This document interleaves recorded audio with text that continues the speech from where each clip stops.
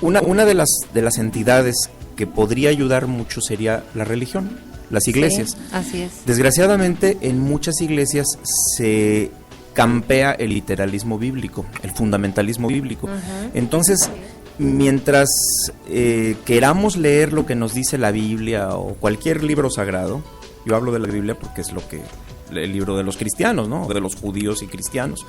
Mientras queramos leer de una manera literal y cerrada, y no salir de ahí, del libro sagrado para nuestras consideraciones morales, y permitamos que también Dios nos hable a través de la vida de la gente.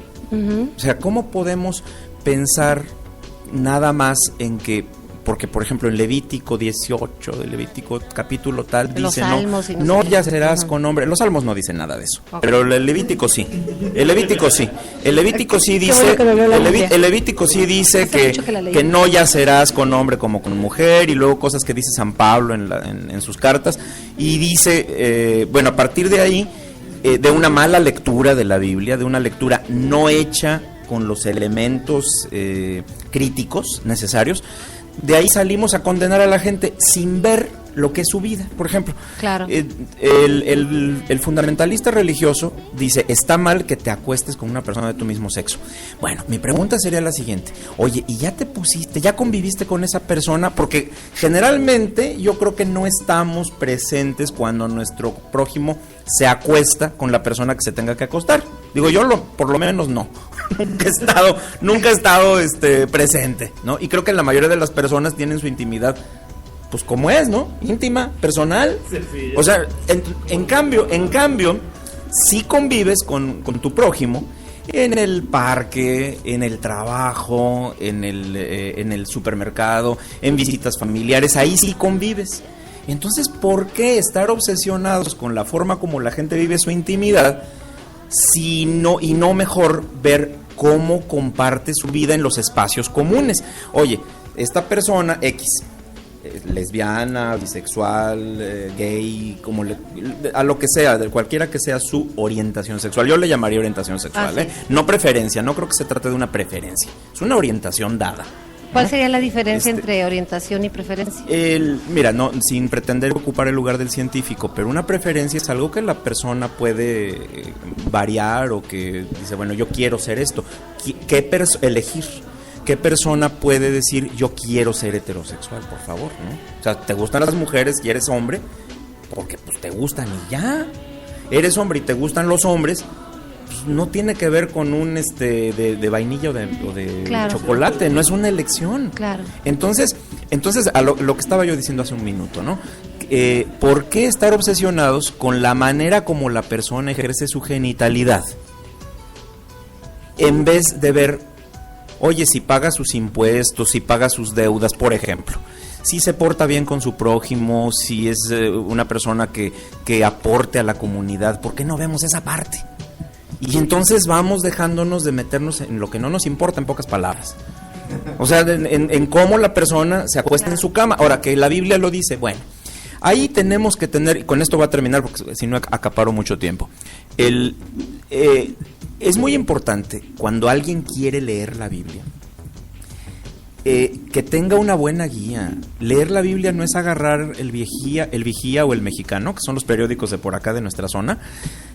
Cualquiera de nosotros puede agarrar el Mexicano o el Vigía de hoy en la mañana y entenderle lo que dice, ¿no? Mayormente, yo creo que sí, ¿no? ¿O ustedes me dejan mentir? Cualquiera agarra el periódico y dice esto, yo lo estoy entendiendo porque estoy en el contexto en el que esto se mueve. Pero tomar la Biblia, en primer lugar, no es un libro, es un conjunto de muchos libros, escritos en hebreo, en griego, algunos en arameo. Son lenguas muy antiguas, el contexto es muy diferente. Cuando habla de homosexualidad, ni siquiera habla de homosexualidad. Ese término se acuñó hasta el siglo XIX, en un contexto clínico. Entonces, ¿por qué habla en contra de las personas que son de una orientación sexual homosexual?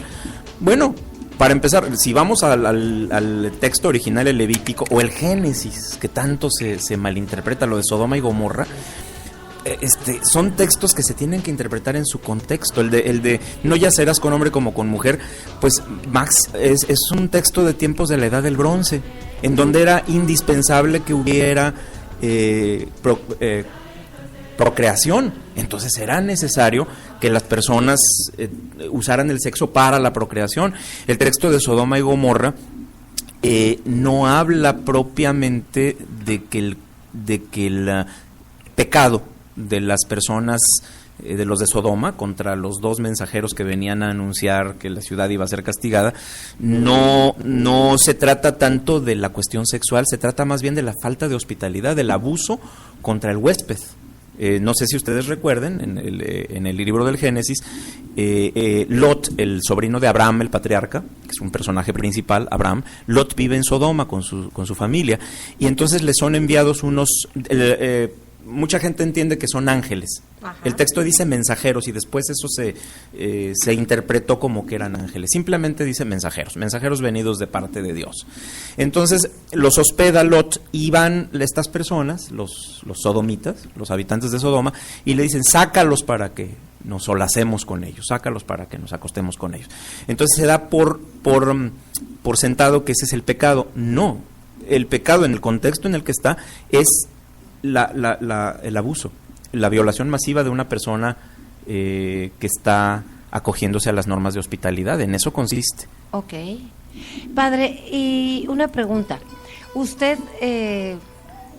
con su investidura, con lo que es un padre, un sacerdote, ¿usted ha tenido o ha pasado por personas que le critiquen pues la forma abierta, el aceptar esta situación de la homosexualidad y obviamente rechazar la homofobia?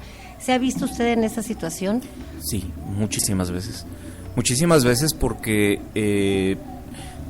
incluso hay personas que dicen: oye, es que padre, está bien que tú defiendas las personas homosexuales o que defiendas pero ten cuidado, estás dejando mal a la iglesia o estás dejando mal al clero. Yo creo que sí es importante en todo ser prudente, es siempre muy importante ser prudente en todo, pero que nuestra prudencia no se convierta en una timidez que no nos permita pues defender a las personas en lo que pues lo que quieren, ¿no? Lo que eligen en su elección de vida, en su elección de vida, no en su elección de orientación sexual, porque esa no se elige, ¿no? Yo creo que ya quedamos claro, pero sí las personas pueden elegir en un momento dado la forma en que quieren manifestar su homosexualidad. O sea, habrá personas que quieran. Yo hace rato, cuando platicaba Adolfo, que estaba diciendo, bueno, está muy bien lo que él dice, porque él habla de su vida, ¿no? De lo que él quiere ser, pero cuando dicen, yo no me he visto de esta forma, qué bueno, pero ¿y los que sí se visten? Pues, ¿qué? No pasa nada, ¿no? Igual. Es el término correcto, es transvestis, ¿verdad? El transvestismo, bueno, habría que preguntar si ¿Y los que se operan, cómo se llaman? Transexual. Yo no soy experto en decir esos nombres, pero sí, creo que lo que la iglesia tendría, las religiones en general, tenemos que ayudar a la gente es a que nuestro respeto a los demás arraigue en el amor a Dios. O sea, puesto que amamos a Dios, tenemos que amar a nuestros hermanos y hermanas, porque el que dice que ama a Dios y no ama a su hermano, dice la primera carta de San Juan, es un mentiroso. Y antes de amar, yo creo que viene respetar también, ¿no? Y conocer, porque si no conoces, ¿cómo vas a respetar? Exacto. Entonces se trata de conocer a la persona, de dejarla que hable, que se exprese. Claro. Y de esa manera vamos normando nuestro criterio, pero también dejar hablar sin enjuiciar. Mira, juzgar es distinto de enjuiciar. Juzgar es hacerte una idea, separar tus ideas y hacer un discernimiento mental, pero enjuiciar es otra cosa. Así es. Enjuiciar es sentar a la persona en el banquillo de los acusados y comenzar a echarle, a tirarle. Así es. Y decir y poner su vida a cuestión de como si estuviera en una corte, ¿no? Y eso precisamente es lo que pienso yo, que ningún credo, ninguna raza, ningún ser humano se tiene que señalar, ¿no? Porque seguramente señala de lo que no conoce y seguramente tendría primero que señalarse a sí mismo, pues muchas otras cosas, ¿no? En lugar de estar nada más criticando. Un asunto que yo quisiera comentar, mira, algo que hacemos los anglicanos, o al menos que yo veo que es nuestra cuando me preguntan, padre, ¿cuál es la diferencia entre la iglesia anglicana y la iglesia católica romana o las iglesias evangélicas? Yo siempre digo esto. Independientemente que somos la iglesia que tiene su iglesia madre en Inglaterra y todo eso que es lo histórico, la parte que tiene que ver con las creencias es esta. Por lo general nuestros hermanos evangélicos fundamentalistas, a los que normalmente se les llama cristianos, pero los cristianos somos todos los que creemos en Jesucristo, no solo ellos se basan en la Biblia, lo que dice la Biblia, punto.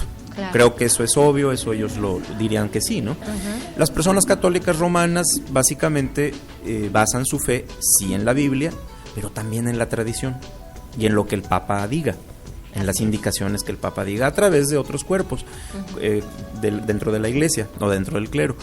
¿Qué hacemos los anglicanos? Pues tratamos de establecer un trípode. Un trípode es un banco de tres patitas. Sin una de esas tres no se sostendría.